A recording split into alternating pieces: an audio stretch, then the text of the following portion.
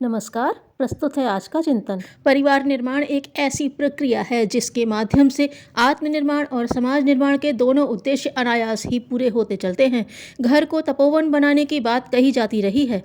गृहस्थ को योग की संज्ञा दी गई है। पतिव्रत, पत्नी व्रत, पितृ सेवा, शिशु वात्सल्य, ममता, सहकार की सत प्रवृत्तियां यदि सघन सद्भावना की मनः स्थिति में संपन्न की जा सके तो उसका महत्व योगाभ्यास एवं तप साधना से किसी भी प्रकार कम नहीं होता। इस प्रतिपादन में सहस्त्रों कथा गाथाओं से इतिहास पुराणों के पन्ने भरे पड़े हैं। कर्म योग की जितनी उत्तम साधना गृहस्थ में हो सकती है उतनी कदाचित ही अन्यत्र बन पड़े। परिवार निर्माण की प्रतिक्रिया समाज निर्माण के रूप में होने की बात समझने में किसी विचारशील को कोई कठिनाई नहीं हो सकती। जिन महामानवों ने विश्व इतिहास में महती भूमिकाएं संपन्न की हैं उनके व्यक्तित्व सुसंस्कृत पारिवारिक वातावरण में ही ढले थे। निजी प्रतिभा का मूल्य स्वल्प और प्रभावी वातावरण की क्षमता महान है।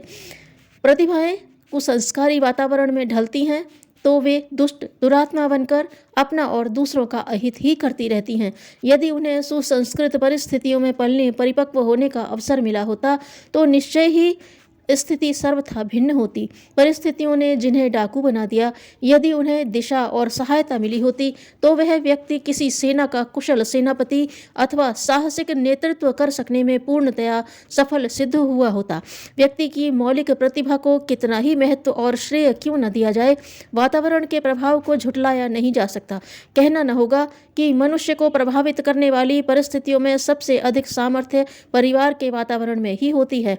समाज जैसा भी कुछ है पारिवारिक परंपराओं की देन है। समाज को जैसा भी कुछ बनाना है वैसा परिस्थितियां परिवार में उत्पन्न करनी होंगी। किसी राष्ट्र की समृद्धि, सामर्थ्य, प्रतिभा एवं वरिष्ठता सरकारी दफ्तरों या अफसरों तक सीमित नहीं होती। वहां तो उनकी झांकी मात्र मिलती है।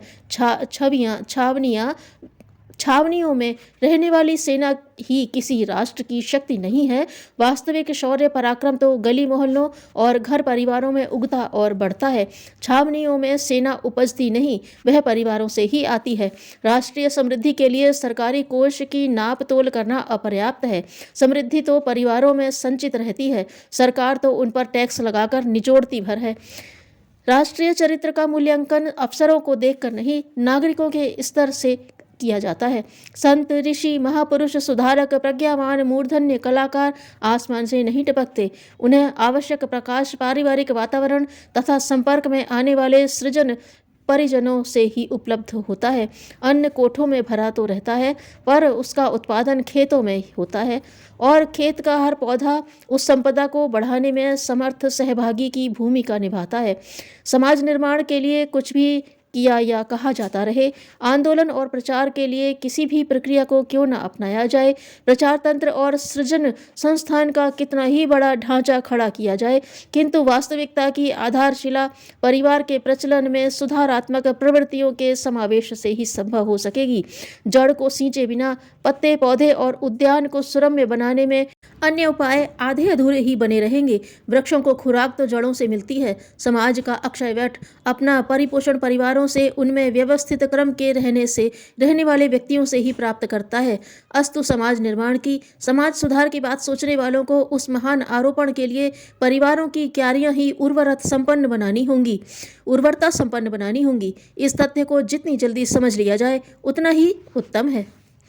परंपराएं अतीत की देन होती हैं और परिवर्तन भविष्य का प्रतीक। धन्यवाद।